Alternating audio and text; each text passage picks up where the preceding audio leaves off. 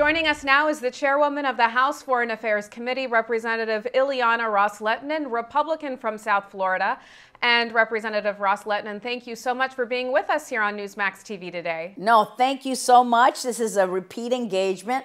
Last time we did it in your South Florida studios, so I'm glad to do it here from our D.C. digs. The CIA has uncovered an al-Qaeda terror plot targeting U.S. jetliners with an undetectable underwear bomb. What does this new plot tell us about the U.S.'s vulnerability to terror attacks in the wake of President Obama's claim that the end of al-Qaeda is in sight? Well, this is another sad reminder that the threats against our homeland are not over. And they will never be over as long as these radical elements, these terrorist organizations are alive and well. And so our goal is to continue what we need to do, which is to destroy and dismantle all of these terrorist networks wherever they may be, whether it's coming from Yemen, whether it's coming from our so-called allies, whether it's homegrown. We need to make sure that we never take our eye off the ball. The threats continue. We'd like to say, with an air of complacency, the threats are over. This is a new world. Now we've gotten out of Iraq. We're going to wind down in Afghanistan. So surely the threats are done. And this is another reminder that the threats are not gone and they will never be gone. So we have to be ever vigilant. Now, we learned this week that the U.S. has been secretly releasing captured Taliban fighters from an Afghan detention center to strengthen its hand in peace talks with the group. Should the release of high-level detainees be used as a bargaining chip with terrorists? Well, first of all, we need to get more information about this new development. It's very worrisome. If these details are correct, if they're true, then we should all be very alarmed, because we have seen what has happened in all of these administrations. For example, in Guantanamo, when we believe that we can have a catch and release program, or when we've had folks in Guantanamo and then release them back to their homeland, they go back to their terrorist action. And now, because we want this peace accord to work in Afghanistan, are we willing to trade away our safety for the sake of a deal? How much are we willing to give up in order to say, oh, our mission has been successful, we are done, we now have peace with these fighters? These fighters still want to destroy us. That remains their goal. So I hope that these reports are not true. If they are true, we need to find out more about who these individuals are that we have been negotiating for, what it is that we think that we're getting in return for that. And it's never something that's going to be in our favor. Whenever you're dealing with bad actors like this, it always goes to their advantage and to our extreme disadvantage. Now, also in the Middle East, there are reports that Israeli Prime Minister Benjamin Netanyahu canceled early elections there, giving Netanyahu an overwhelming majority in parliament. Does this increase the chance of an Israeli strike on a nuclear ambitious Iran?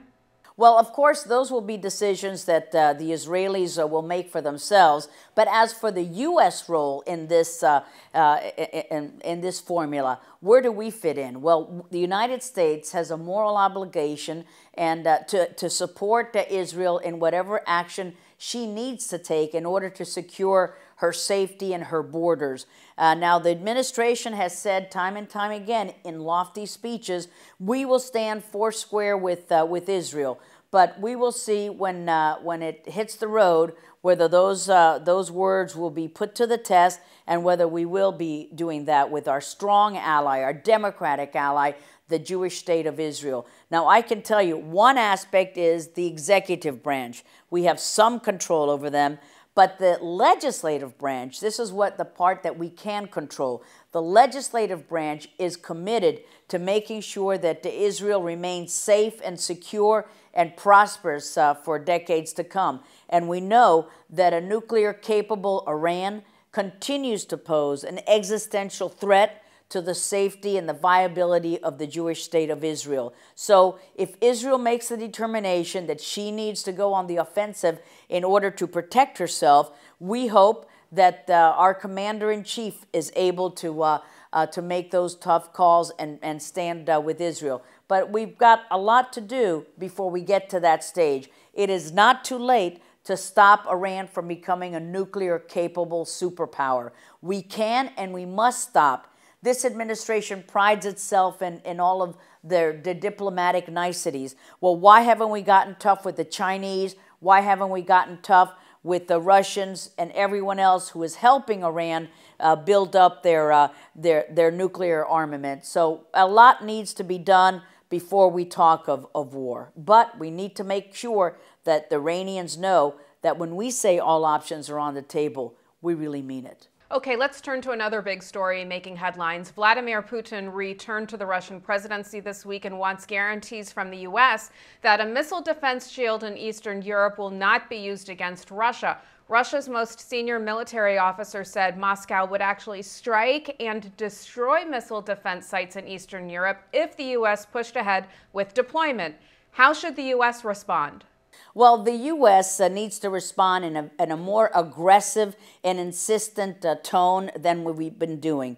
The administration has prided itself on this reset policy with Russia. What has that gotten us in all of these years of appeasement with this authoritarian rule, whether it's Putin, whether it's Medvedev, and now back to Putin, who just was sworn in a few days ago as once again another 6-year rule of an authoritarian government. What we have gotten is nothing. Russia has gotten everything.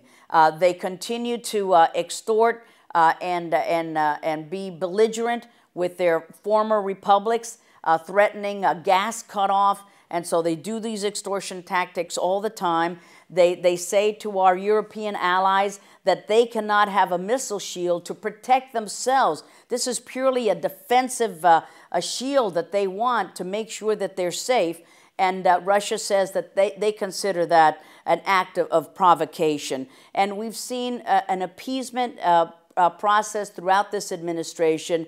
We've gotten nothing out of this reset policy. And the reset policy I want us to make is to continue with American exceptionality, to make sure that we understand our role as the superpower, that we're not going to let Vladimir Putin or anyone else dictate to us what our terms are. And in Russia, this has been an egregious series of human rights abuses, and they never stop to harass journalists, freedom fighters, folks who are in the opposition. So the administration's policy on Russia has been nothing short of an abysmal failure. All right, to France, where French Socialist Party leader Francois Hollande will soon be sworn in after defeating incumbent Nicolas Sarkozy in France's presidential election this weekend. Sarkozy supported the U.S. position on Syria, Iran, and Afghanistan.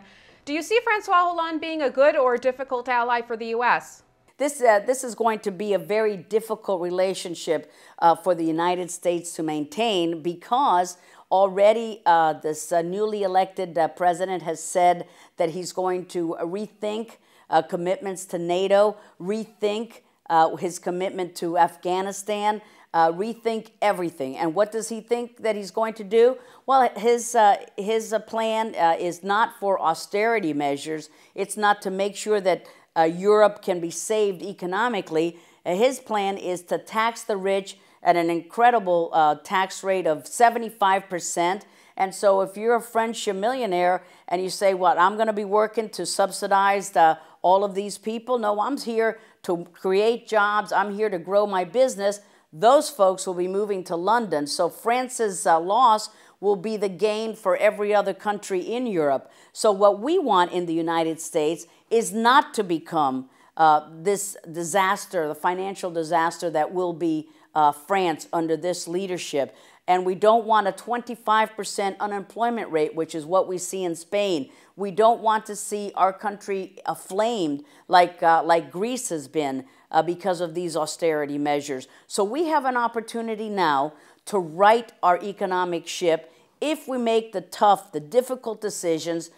If we do so now, we can prevent us being in this quagmire, this economic quagmire that is France, that is Greece, that is Spain, that is all throughout that area. So I'm sad to see this direction of isolationism, of socialism that France has taken.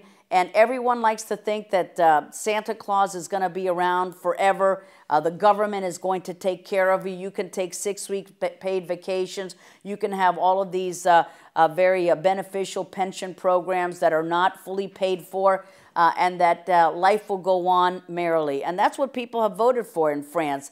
It's false. It's nothing but an illusion. And they will quickly find out that he will not have the money to pay for all of these promises. So that honeymoon is going to be awfully short. Vice President Biden said in an interview Sunday that he believes Chinese activist Chenguang's future is in the U.S. Do you expect the Chinese to stick to that commitment? Well, the Obama administration really blew it when it came to Chen's case. They had him in the embassy for hours, and then they said that he left out of his own volition. Well, when you say to him, we're not going to protect you, we're not going to give you refuge, you're going to be more or less on your own, then of course you can say he left out of his own volition, but that's because you more or less forced him out. And then they had to quickly retreat from that posture, and they've worked out this agreement where maybe he's going to come here with a scholarship to be a student and put down this controversy. But the embassy handled it badly. The State Department handled his case badly. All that they wanted is to not have an embarrassment for the Secretary of State and Mr. Geithner's visit to China. So they were trying to quickly usher him out the door and pretend that everything was fine. And this was a terrible debacle for human rights activists like Mr. Chen, and we hope that the State Department has learned from this, that our embassy officials have learned from this, and they know now how to better handle human rights activists, and that is not to shove them out the door and try to avoid what they think are embarrassing spectacles. There's nothing embarrassing about speaking out for freedom, human rights, and democracy. And in Chen's case, he was even speaking out against China's forced abortion policy, so double hats off to him. Last question real quickly. In speaking about the Chinese dissident, Donald Trump says that the U.S. should stop being the morality police for the world. Is that a fair statement in your view? Well, I think that the United States has an important role to play by being a superpower, by having a great armed forces, by trying to straighten out our economic mess, but also, and more importantly, by being the voice of reason, by being the voice of human rights, of democracy, of respect for elections, multi-party systems, free press.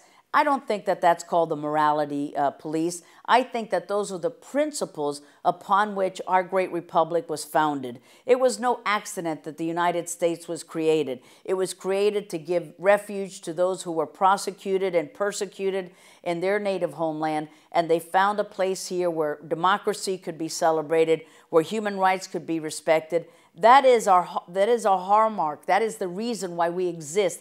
That defines us as a nation. It doesn't make us the morality police. It makes us the best country in the world. House Foreign Affairs Committee Chairwoman Ileana Ros-Lehtinen, thank you so much for being with us today. Thank you. Go Newsmax.